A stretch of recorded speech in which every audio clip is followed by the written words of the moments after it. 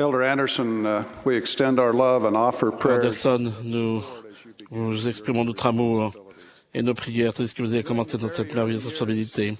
Au cours des toutes premières années de sa vie, notre nièce, Lachelle, passait ses matinées avec sa grand-mère.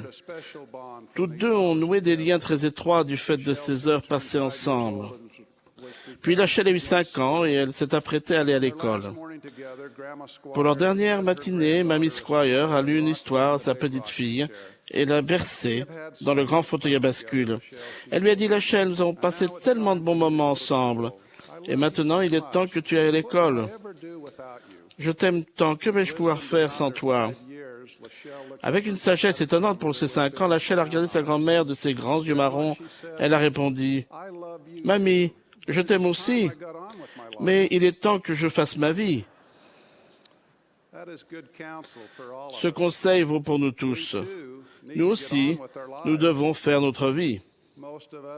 La plupart d'entre nous ne recherchent ni ne voient d'un bon œil les changements radicaux, mais le changement est une partie essentielle des expériences de la vie. Beaucoup de changements se produisent dans le cours naturel de notre vie terrestre. Notre vie évolue quand nous passons de l'enfance à l'adolescence, puis à l'âge adulte, et pour finir, à la vieillesse. Les études, la mission, le mariage, le travail et la retraite sont des exemples de changements importants. Trop souvent, nous sommes réticents à passer à l'étape suivante, à entamer le défi suivant. Peut-être est-ce dû au fait que nous sommes bien comme nous sommes, ou que nous avons peur, ou que nous manquons de foi. Les genoux de grand-mère sont souvent plus confortables que les épreuves de la maternelle. Le sous-sol de la maison de nos parents, avec les jeux vidéo à profusion, peut apparaître plus attrayant que l'université, le mariage ou une carrière professionnelle. Quelle est donc la meilleure façon de nous préparer au changement que nous devons inévitablement affronter dans notre parcours terrestre? Premièrement, suivez les prophètes. Écoutez et suivez les conseils des frères. Les prophètes élèvent souvent une voix d'avertissement, mais ils donnent aussi des conseils sûrs et pragmatiques pour nous aider à surmonter les crises de la vie. Dans la première section de Doctrine et Alliance, le Seigneur nous rappelle que ce soit par ma voix ou par la voix de mes serviteurs, c'est la même chose. Les prophètes nous aident à affronter les changements et les défis auxquels nous faisons face sans cesse. Le chant bien connu de la primaire « Suis les prophètes » nous rappelle ce principe important. Suis les prophètes sans hésiter, suis les prophètes, car ils sauront toujours te guider. Deuxièmement, gardez une perspective éternelle. Comprenez que le changement et les défis font partie du plan de Dieu. Dieu a voulu que la vie sur terre soit une période de mise à l'épreuve, une période pour voir si les hommes feront tout ce que le Seigneur leur Dieu leur commandera. Pour évaluer l'usage que nous faisons du libre arbitre que Dieu nous a donné, nous, mortels, nous sommes soumis à une série de changements, de défis, d'épreuves et de tentations au fur et à mesure que nous avançons dans la vie. Ce n'est qu'après cela que nous aurons été dûment éprouvés. Dans le deuxième défi, nous lisons « Car il doit nécessairement y avoir une opposition en toutes choses. S'il n'en était pas ainsi, la justice ne pourrait pas s'accomplir, ni la méchanceté, ni la sainteté, ni la misère, ni le bien, ni le mal. » Les défis et les changements de la vie sont, pour nous, des occasions de progression, si, lorsque nous utilisons le libre arbitre, nous prenons des décisions justes. Troisièmement, ayez la foi.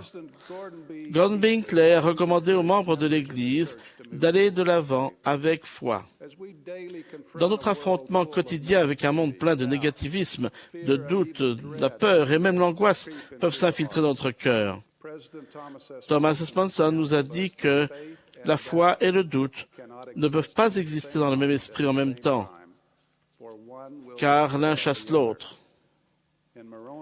Dans Moroni, nous lisons que sans la foi, il ne peut y avoir d'espérance. Nous devons exercer notre foi pour affronter les défis et les changements de la vie. C'est comme cela que nous apprenons et progressons. Quatrièmement, prenez courage. Beaucoup de nos membres à travers le monde font face à des épreuves économiques ou autres. En de pareils moments, il est facile de se sentir découragé et oublié. Durant les premiers jours de l'Église, devant les difficultés, le Seigneur a recommandé aux saints d'être heureux. Prenez courage, petits enfants, car je suis au milieu de vous. et je ne vous ai pas abandonné. Dans son dernier discours de conférence, prononcé il y a 6 mois, Joseph B. Worthlin a enseigné la façon de réagir à l'adversité. Sa recommandation mentionnait entre autres « La prochaine fois que vous serez tenté de grogner, essayez de rire à la place. Cela prolongera votre vie et rendra la vie des personnes qui vous entourent plus agréable. » Le rire et le sens de l'humour peuvent atténuer les bosses le long du chemin de la vie. Ce serait merveilleux de pouvoir prévoir tous les changements qui peuvent survenir au cours d'une vie. On en voit venir certains. Assurément, on enseigne à tous les jeunes saints des derniers jours à se préparer pour une mission à plein temps.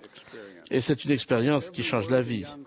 Tout jeune adulte célibataire digne comprend l'importance de choisir un conjoint et d'être scellé dans le temple. Nous savons que ces changements vont arriver et nous avons le temps pour nous y préparer. Mais qu'en est-il des changements qui nous sont imposés de manière plutôt inattendue? Ce sont là des changements sur lesquels nous n'avons apparemment aucun contrôle. Un ralentissement économique, le chômage, une maladie ou une blessure incapacitante, le divorce et la mort font partie de ces changements auxquels nous ne nous attendons pas, que nous ne pouvons prévoir ou qui ne sont pas les bienvenus. Comment réagissons-nous à des revers aussi imprévus dans le voyage de la vie? La réponse est la même. En écoutant les prophètes, en gardant une perspective éternelle, en ayant la foi et en prenant courage, nous pouvons affronter les défis inattendus et faire notre vie. La vie des premiers pionniers fournit d'excellents exemples de la façon d'accepter les changements et de surmonter les difficultés. Robert Gardner, fils, a été baptisé dans l'église en janvier 1845 dans un lac gelé d'une région reculée de l'Est du Canada. Fidèle et travailleur, il a fait le voyage avec sa famille jusqu'à Nauvoo. Et après bien des tribulations, est arrivé dans la vallée du lac Salé en octobre 1847. Une fois entré dans la vallée, la famille a campé dans un lieu appelé Old Fort, situé à quelques pas d'une maison du centre de conférence où nous sommes. Dans son journal manuscrit, il a écrit « J'ai dételé les bœufs, je me suis assis sur le timon cassé de mon chariot et j'ai dit que j'étais incapable de continuer une journée de plus. » Partant de rien, Robert a entrepris de démarrer une nouvelle vie pour lui et sa famille. Les premières années ont été difficiles, mais peu à peu, les choses se sont améliorées et avec son frère Archibald, il a commencé à construire des moulins sur Mill Creek et la Jordan River. Quelques années plus tard, il a essuyé un revers de fortune. L'eau qui alimentait son moulin a été détournée en amont, ce qui a asséché sa partie du ruisseau.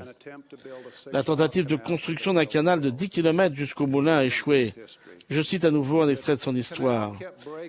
Le canal n'arrêtait pas de céder jusqu'à ce qu'il s'avère être un échec. Cet échec a entraîné la perte de toute ma récolte et empêché mon moulin de fonctionner. Mon troupeau a été anéanti et j'étais complètement ruiné. Comme si cela ne suffisait pas, la note suivante au journal nous apprend qu'il était appelé en mission au Canada. Quelques mois plus tard, il a quitté sa famille et en compagnie d'un contingent de missionnaires, il est parti avec des charrettes à bras, en bateau à vapeur et en train jusqu'à son champ de mission. Il a accompli cette mission puis est retourné auprès de sa famille et grâce au travail acharné et diligent, il s'est lancé à nouveau et a commencé à prospérer. Quelques années à peine plus tard, Frère Gardner recevait des amis dans sa ferme de Mill Creek dans la vallée du lac Salé. L'un d'eux a fait la remarque « Je suis content de voir que tu t'es si bien remis de ta ruine. Tu es presque aussi aisé qu'avant d'avoir perdu tes biens et d'être parti en mission. » Le journal de Robert indique. J'ai répondu « Oui, je vivais bien avant et j'ai tout perdu. J'ai presque peur de recevoir un nouvel appel en mission. » Et ça n'a pas manqué. Quelques heures plus tard, des voisins qui revenaient de réunion à Salt Lake City sont venus me trouver pour me dire que mon nom faisait partie d'une liste de personnes qui avaient été appelées aujourd'hui à se rendre dans le Sud avec pour mission de fonder une nouvelle colonie et de faire la culture du coton. Nous devions partir sur le champ. Il écrit. J'ai regardé et j'ai craché. J'ai enlevé mon chapeau et je me suis gratté la tête et j'ai réfléchi et j'ai dit « D'accord. » Robert Gardner savait ce que signifiait avoir affaire au changement dans la vie. Il a suivi les instructions des frères, il a accepté les appels à servir quand ça ne l'arrangeait pas. Il éprouvait un grand amour pour le Seigneur et a fait preuve d'une foi forte et inébranlable, avec une bonne humeur et une bonne grâce extraordinaire. Robert Gardner fils est devenu l'un des principaux pionniers de la colonisation du sud de l'Utah. Son exemple et celui d'innombrables pionniers comme lui est pour nous une source d'inspiration qui nous incite à continuer et affronter sans peur les nombreux changements et défis qui peuvent survenir dans notre vie. Tandis que nous allons de l'avant et faisons notre vie, puissions-nous être obéissants, fidèles et prendre courage. C'est là ma prière, au nom de Jésus-Christ. Amen.